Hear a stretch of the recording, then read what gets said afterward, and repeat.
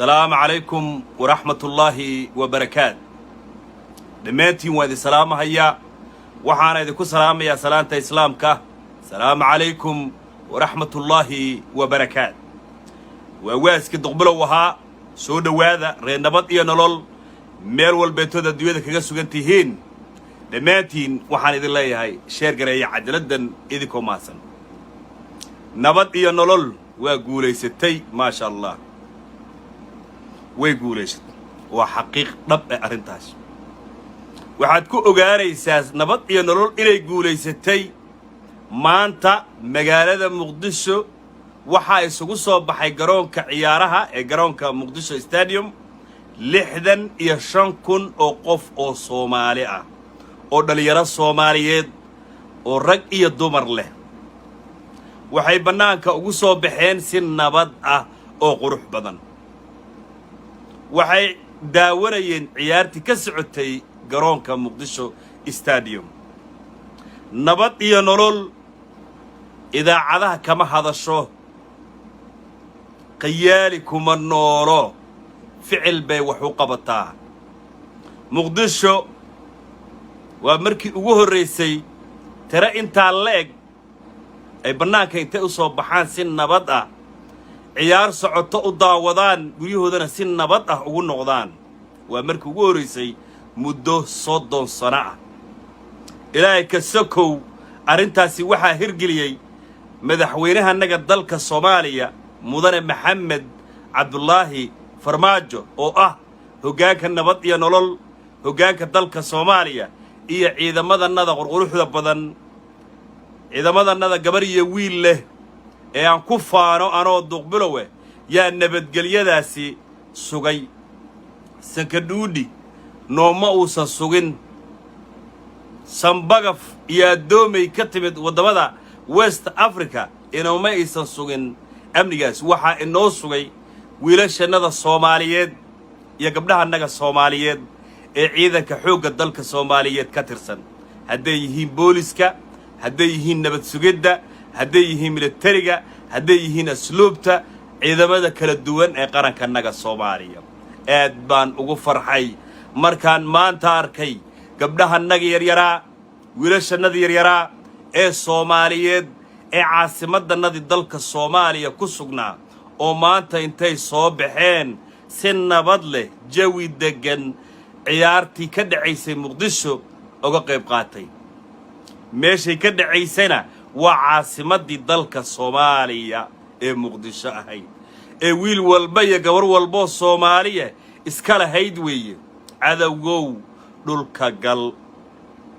cadawgow ficil baa wax lagu tusi cadawgow Soomaaliya way ka soo baxday godkii ay ku jiri jirtay Soomaaliya waxa u soo kacay wiilal iyo gabdho yar oo wax bartay oo dalkooda jecel oo aan la niyad jibin karin cadawga shisheeyow haddaad baratay rag calooshood u shaqaystayaale ood ku shaqaysatid ood niyad jibisid ood qabkooda hoos aadisid waa laga soo gudbay maasha Allah yaa farxin maanta muwaadin walba oo Soomaaliyeed mucaarad iyo muxaafadba siyaasadda hoose ay naga dhaxaysay maanta waa ku farxay maanta aad buu ugu riyaaqay muwaadin walba oo Soomaaliyeed maasha Allah inta waa dareenkayga aan ka dhiibanaya quruxdii Muqdisho maanta la soo sawiray maasha Allah maalmahan reen nabad iyo nolol horta waa guulaysan anigu mar walba inta saydi sheega waan guulaysanay maasha Allah intaan hadda ka soo hadlayna waa shucuurtayda oo muwaadin walba oo Soomaaliyeed uu maanta dareemay guushaana waxay ku timid Ilaahay ka sokow siyaasad degan ciidan mishaarkiisa qaato madaxweyne dalkiisa jecel ayay ku timid iyo nabad iyo nolol oo aan ka daalin wanaagga dalkooda inay sheegaan oon anigoo duqbarowka koowa kuwa isku dayay inay yiraahdaan Muqdisho qarax baa ka dhacayo Muqdisho way ololaysaa Muqdisho way gubanaysaa Muqdisho waa noocan ayagoo siyaasadda arrimaha gudaha ku dawaqayo national security dalkanaga kuwii ayaga ahaa maanta ficil ahaan yaa loo tusay dalka Soomaaliya inuu nabad yahay guul iyo gobonnimo daas waan idin la yareen nabadiina waan guulaysanay soo dhawaada sheer gareeya cajaladan gaarsiiya beej walba iyo meel walba ku tuura idinku maasan maalmahan live-ku waan yareeyay shaqada igu badnayd shaqo culus baan maalmahan bilaabo taraagi oo ka shaqeynay over the road laakiin waan wadaynaa halganka aan ku jirno ee waraaga dalkanaga aan ku soo gudbinayno mid laga caajisaya ma waa mid aan waqti u raadinayno soo galayno soo gudbinayno wixii wanaaga oo dalkanaga qoseeyo nimanka u shaqeeya mucaaradka nimanka u shaqeeya imaaraadka iyo Kenyaanka ee mucaaradka sheegtay ee jabhadda isu bedelay ee waaloodada isu bedelay ee hubka intay soo qaateen qoryaha soo qaateen muqdisho oo nabad ah oon dhib ka jirin oon dhibaato ka jirin intay qoryo soo qaateen muqdisho dhufeesyada ka qotay ayaguna waan ka guulaysanay siyaasad ahaan iyo awood military iyo wax walba iyo dhaqaale haday noqoto waanu ka guulaysanay ummadii Soomaaliyeedna waa ku dhex ceeboobeen ummaduna way ogtahay arinta iyada dhageysta marka siyaasadan aad u analyze gareeyaa anoo duqbalo baashi siyaasadahay yaa rabaa inaan idin dhigo oo aan ba iyo ta iyo ja ka bilaabo soo wadno oo dhaxgalno aad iyo doorashadii waa tan inaga ma fogo waxa ka haray waxbo maalma ka haray maanta waa 17 bisha July 6 macnaan garaysaay 18keeda ilaa 24keedana waxa la rabaa in lagu dhawaaqo liiskii aqalka sare haduu ilaa yiraahdo already maanta wad ogtiin waxa la soo saaray jadwalkii doorashada iyo qaabka u dhacayso iyo meelaha ka dhacayso iyo inta maalin ay qaadanayso iyo maalinta ugu dambeysay ee xildhibaanka golaha shacabka la soo diray liiskiis iyo maalinta la dhaaranayo maalinta ugu dambeysay xildhibaanada gabi ahaanba la dhaaranayo waa 7 October weeye 7 October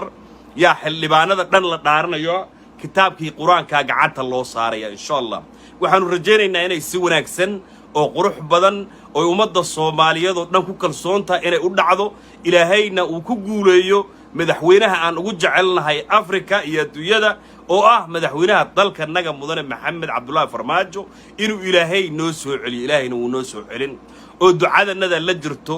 oo magaraysaa garabkiisa nahay oo hooyooyinka Soomaaliyeed baa u duceeyo oo qof walba oo Soomaali ah yaa u duceeyo oo ugu horeeyaan ciidamada xoogga dalka Soomaaliyeed soo dhawaada sheer gareeya cadaaladda gaarsiiya beejadka kala ku tuuro aad iyo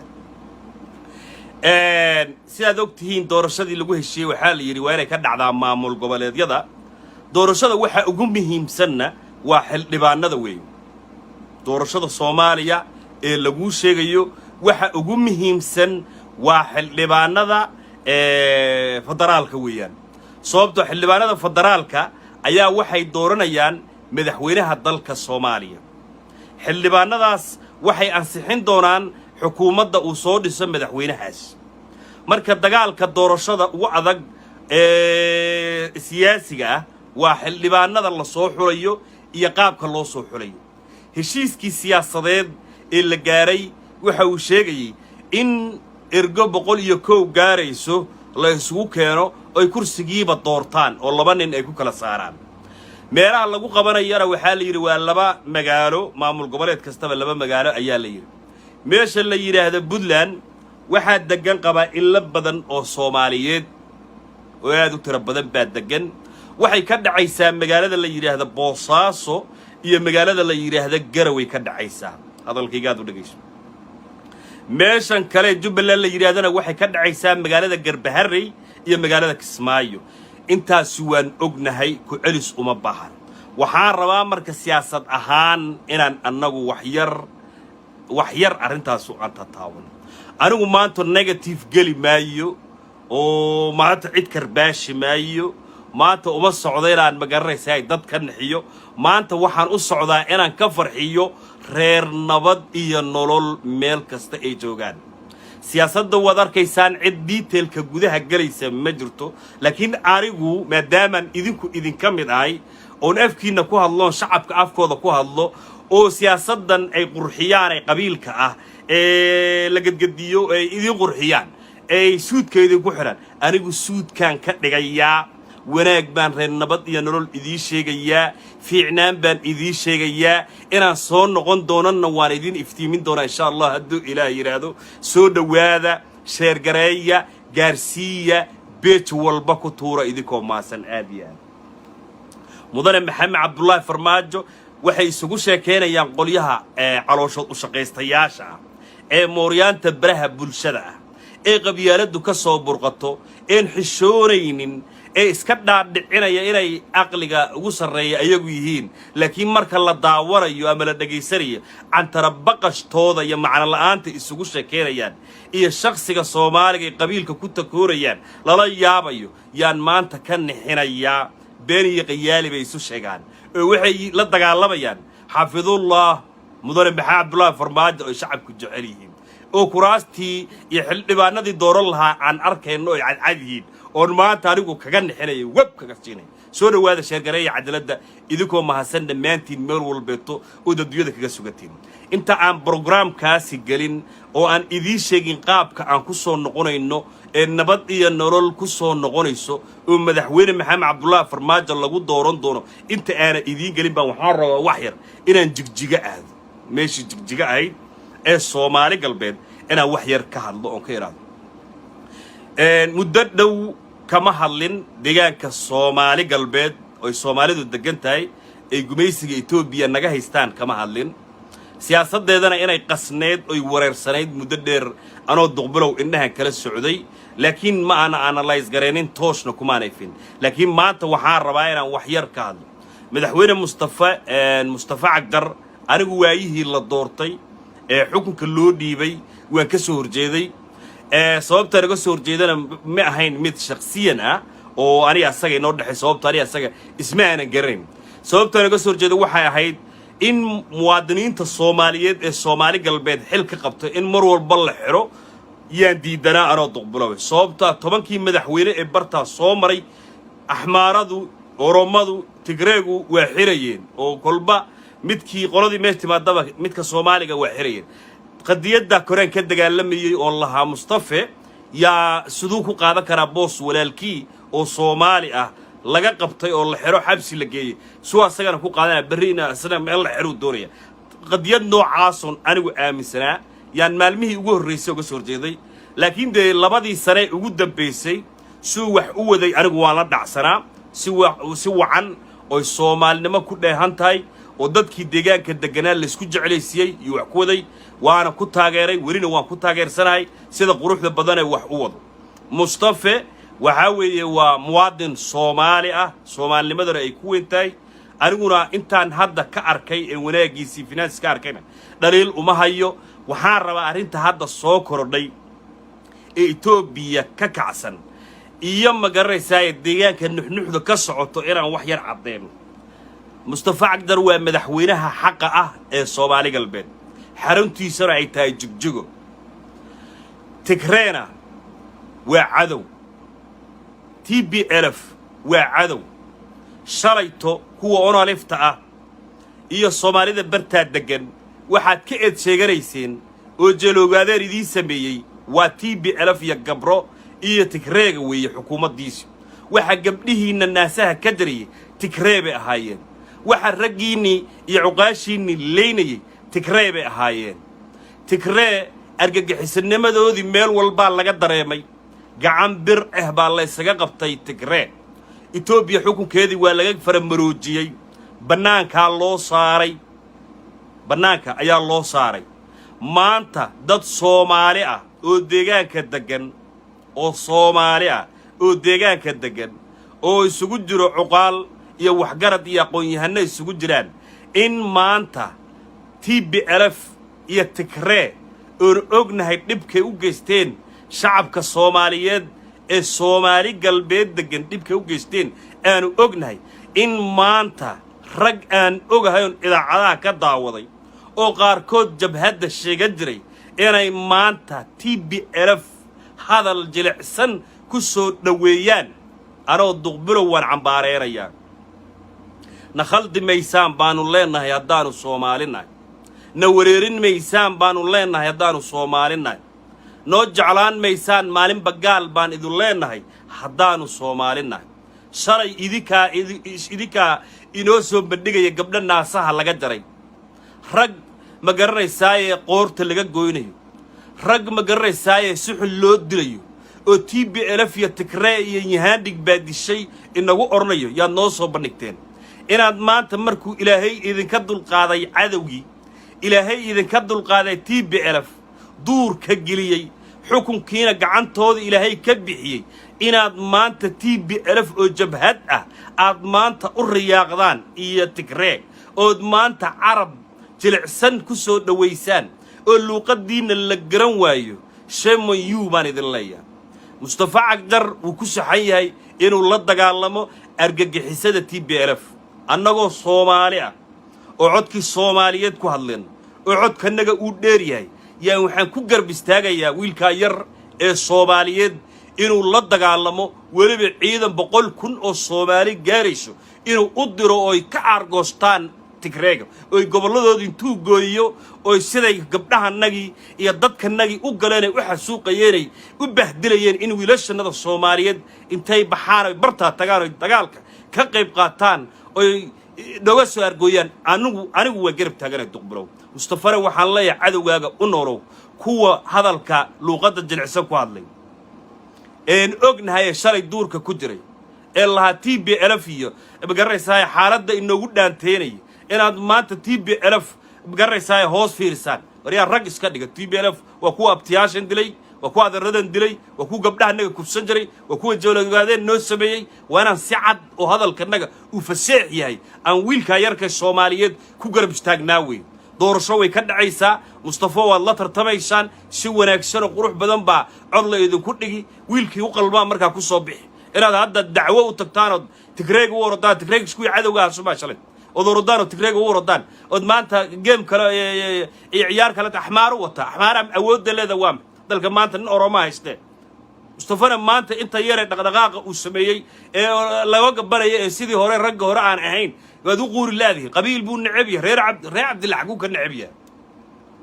reer Cabdullah nacab yahay reer Hebel buu nacab yahay reer buu ku soo jeedaa reer buu saara kii horena markuu Cabdilay meesha istara waa idin la yaabaraaw saan way ka way intuu ka baxyad ku heyseen wax idin roon male Mustafa waa lagu garab taagan yahay Soomaaliyo dhan baa ku aragta wanaagaaga anigu aqoon ku malihi jigjigana warigay ma imaanin magaraysaay xukunkaaga iyo baashaadana magaraysaay korkaasaan kala socdaa oo wanaaga iyo Soomaalinimada ka muuqataan ogahay inaad gobolkii iyo deegaankii aad ka dhigtay dal xor ah oo la hadalaya shalay ma fiiri wax yar abdi ilay ninka ka soo horjeedaan waa Minneapolis ee kaamerooyinka uu Minneapolis tuu gaangi ciidamada dalbaday iga qaadan jiray ninka reer Cali Yuusuf ninka la dagaalamayaan waa idinkuna hoostad kaga wada jirteen markii uu garaysaay la xirayna ninkii garab istaaga Cabdilay la xiri lahaana anoo duqbilow wadar ah fiiri ma garaysaay haddana in ka yarkay meesha la keenay yaad ma garaysaay qayaali iyo qabiil buu nacab yahay buuqiyo Tigreegi bartaad wiilkanaga Soomaaliga Tigreeg ka aadaan wallahi oo billaah tallah argixisada si loola dagaalamay Mustafa dalkii dadka wax ka dhigtay isbooyo meesha jigjiga ahayd waxaad ka dhigtay isbooyl baad ka cid hal jirta male waa tan hadda ka hadlay wallahi been ma was wada gareen cid hal jirtay nuuqsan jirtay Cabdilay waan ognahay daayiyada iyo adarradooda jigjiga jooga wada xiri jiray oo dhigi jiray anigu cidniga ma dagan Cabdi hooyadii ma garaysaa waxa ku sameey ma garaysaa maanta markuu cuniga yarka idinka dhigay freedom oo idinku yiri hadla oo Facebook ku wada dacaydeenaysaan oo wada caayaysaan oo aflagaadenaysaan oo wax walba wax kasta ku sameeynaysan oo mudaharaad ku qabsanaysaan jigjigu oo shirar lidku asagaad ku qabsanaysaan yaad hadar Ethiopia meesha la yiraahdo sabab ka dacweynaysaan oo warqadii iyo gaaladii iyo handigi iyo Tigreey kala garan mayn iyo dacwada u gudbinaysaan wadii lagu yiri hadla xorbatiin hadla oo xorbatiin idin leeyahay idinku sii daayo oo free ka dhigay yaa hadarna Tigreegi u socotaan nimanka on alif meelaha ka hadlay on alif dad sharaf leh oo qiimo leh oo cirka jira ku jiro oo magaranaysaa nacab tigreega la tuskir laakiin kuwa siyaasaddu la gashay tigreeg u la gashay magaca inoo dhig magaca hay naga ceebeenina waa magac Soomaaliyeed dagaal lagu galay rag ku dhinteen lagu jabhadeeyay sharaf inoo keenay weey maanta inaan arko tigreeba hadalka jilcinaysan strong hadalka waana ka dhigtaa tigreeb waa argagixiso waa tuugo waa gabdhaha nagay dileen waana tiraadaan waana Mustafa ku garab istaagtaan in wiilal Soomaaliyeed oo new police iyo ciidankooda iyo hubkooda iyo dhaqaalood waliba aad ugu dartaan wariyaa rag waa ka aarsado weey wariyaa ka hooyadii u aara weey ee walaashii u aara ma garanaysaa in adeerti u aara ee dalkiisii iyo tolkiisa u aara weey maxaa bagdhigeeda ka dhig Mustafa uu garab taaganahay campaign-kaagan ugu garab taaganahay anoo duqbaro 200 oo kun oo wiil anaaba ka qayb qaadanaya xataa 200 oo kun oo wiil dir hasoo ma garanaysaa argixisada soo afjaraan Tigray no more TPLF in Ethiopia no more dambe ka niyada ugu jirto Tigray inay ku soo noqoto dhulka naga Soomaaliyeed deegaanada ku soo noqoto ha ku fikirayada Mustafa uu garab taaganay inaad macaane waligii hadduu manqadiyadaada si fiican u jeclaaday nin dhiig la tahay nin dareemi kara tahay waan ogahay walaalka xataa ay dileen Allah u naxariisto inay dileen gaari ka tuureen waan la socdaa shaqadeeda aad aniga waxaan isku dilnay abdi ilay jaajuusiintiisa miniya bulsho oo aan isla qayli jirnay waagan qayli ya wallahi markii wiilka walaalka la dilay rag badan oo ogaadeen waa joogaale ya guriga liiga soo buriyay oo ku yiri dhiig ma lehdina Allah waxa tinkar kasal wiir kan waa ubbo wax la yiraahdo isticmaal jiray karre waa ma waa ubbay gure kasaan rag aan ogahay oo halkan isku dilnay oo lagu kala jiiday oo kaamiradaydii xataa way og yihiin kaamira aan wato wax ku duubanayo abdi ilay tuugi gaag tuugu soo diray wax xoog liiga qaad kaayar wiilka yarkay markii magaranaysaa gaari ka tuureen oo ku yiri maxaa dadka loo dilay ragga loo dilaya magarays muxuu ku dhiyo maamul haddana waa un kubi oo shaatiga bedesho جلاع جوجي هذا جلاع عن جوجي أنا كي شرعي هو جان سمي واي إرجع حسات هاجر على الشباب يتكرهيه تيب عرفت هاجره حرق الغنتوجي أنا أقول هاي مصطفى والله سومالي من صوتها اللي قاعد جعلي هاي مقدسها اللي قاعد جعلي هاي ميل والبال وقرب تقدر معه نقد يد الصومال لمو هو يوين كيس نبك اللوجي استقبته ما أنت كتكرهجا جيجا كتاجري معنا هلا حجاج ما هكون فت هلا أرك والله وقرب تاجرنا مصطفى آدي هل كاسان الصومالي قلبي يتكره وقصوا النقول يا رير نبضي نقول إلى سوء علي مدحوري محاب الله فربات واسورنا بدنا كاسي تالا ترديس دقيست هذا الكيجاد ودقيست أنا كوير ديرادي دمرها يسوع النقطة وأنا دي السلام يا دماتي سياسة الصومالي نمكي أها مشرحين الشيقاني إنك دني أحمد مذوبعها وحي أركان مالين عد أو فرماجة وكسو النقوني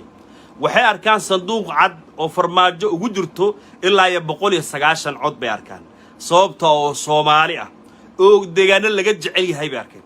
ماشي اللي يراده صول قبل كصول dadka degan boqolkiiba 88 wad garanaysan sool boqolkiiba 88 dadka barta degan shacabkooda waxay jecel yihiin ay u riyaaqayaan waa madaxweyne maxamed cabdullaahi farmaajo kuraasta barta ka imaanaysa reer sool kuraasta ka imaanaysa farmaajo ay madaxa u saarantahay meesha la yiraahdo boosaaso iyo gobolkaasi bari dadka degan قبائل أفكار كله فن ماي إبرت الدجن الدري وعيلي ويو محلا وولدي ماشي لا شركات دي إمارات كرهاين دي بيول وكسي دكات دودي هل كان دجري أساو كهبت لكن إن عقل أبحو كراس توضا مرك الله صدرته فرتي قنينة يندني كأمر قادن بايان وفرباج إن شاء الله هدو إلى إيران ماشي اللي يراده كونفور قلبيد ماشي اللي يراده xildhibaanada ka imaanaya gobolka baay iyo xildhibaanada ka imaan doona bakool hal baan bakool ka tuuri doonaa hal daba dhilif oo Kenyaanka iyo jawaashiista imaaraadka u shaqeeyo oo anigu isku xaafad ka soo jeedno bakool kara soo baxo waa laga tuurayaa bakool see u idisha halka markii la tuuro isku bedelna uu ku yimaado dadka barta degan waa Omar waxay dooranayaan muwaadin Soomaali baa la dooranayaa gobolka bakool xildhibaanada ka imaanayo iyo baay iyo marka xildhibaanada ka imaanayo marka laga reeba afar tare Axmed Madoobe uu hadda ku dhagay oo ogaay afar nin kaliya afartaan nin markuu Axmed Madoobe laga reebo oo magaranaysaa xaaladiisu bariga dhaxan noqoto boqolkiiba 97 waxay aadayaan sanduuqa madaxweyne maxamed cabdullaahi farmaajo meesha la yiraahdo galmudug insha Allah hadduu ilaahay yiraahdo waa la kala degan yahay kuraas baa ka imaanayso ilaa gaarayso tiro adiga 20 ilaa 30 gaarayso ka imaanayso oo beelihii waaweynaa isugu jiraan ee Soomaaliya adigu bartaa galmudug xulista ka imaanayso boqolkiiba 70 waa farmaajo insha Allah hadduu ilaahay meesha la yiraahdo dhuusamareeb kursiga ka imaanaya ee mahasalaad iyo kursiga hobyo ee ninka la yiraahdo odawaa dagaal culus baa iyagana ka socdo oo xaafada dhaxdeeda oo magaranaysaa dhuusamareebna waxa taagan wiil dhalinyaro wax bartay oo la yiraahdo cali yaraacay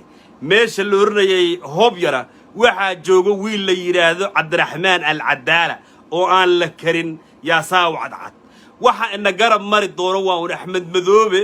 oo magaranaysaa aad u yar tiradiisu aad u yar tahay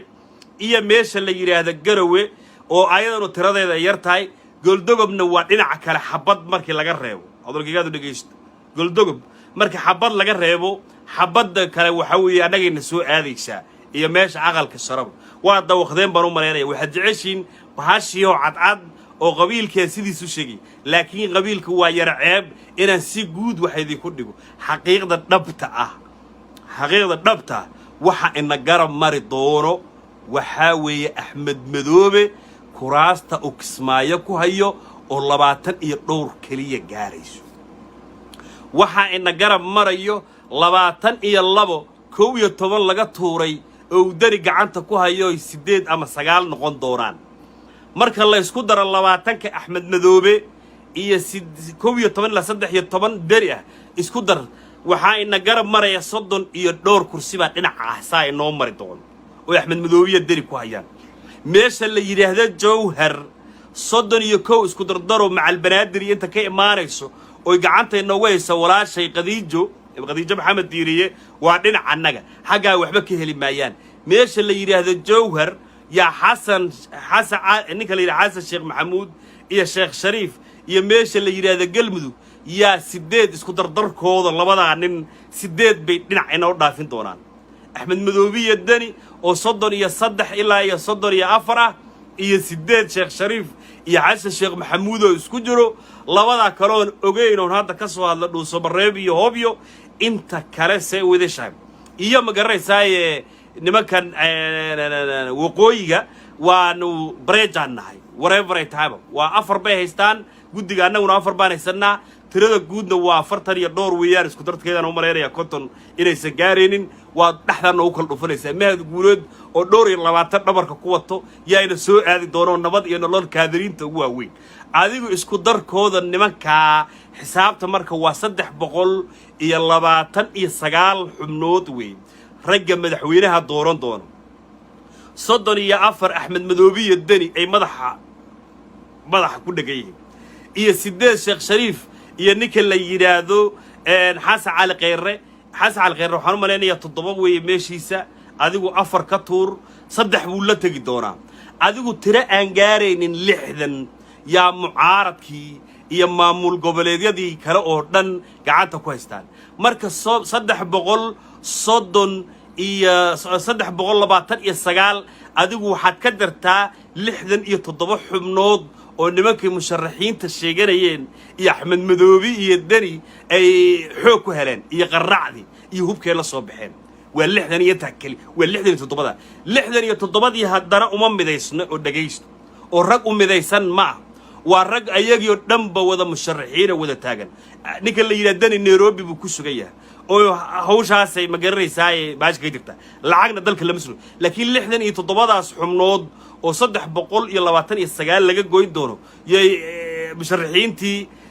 Axmed Madoobe iyo Dani gacanta ku hayaan ninkii Dani waa rafanaya Nairobi lacag iyo nimankii xaggaas u leeyahay keera oo baashkeen isku daro anigu mar raba inaan bahashana dhaxda ku dhufto ay wax naga baxaan laakiin reer nabadina inaan idinka farxiyo arrinta idin sheegay 67 kursi bay helayaan isku duuduubkood 329 67 kursi ka go tirada ku soo baxdo inta ka soo harto waa madaxweyne maxamed Abdullaah Farmaajo. Salaamu calaykum waraxmatullaahi wabarakaatuh.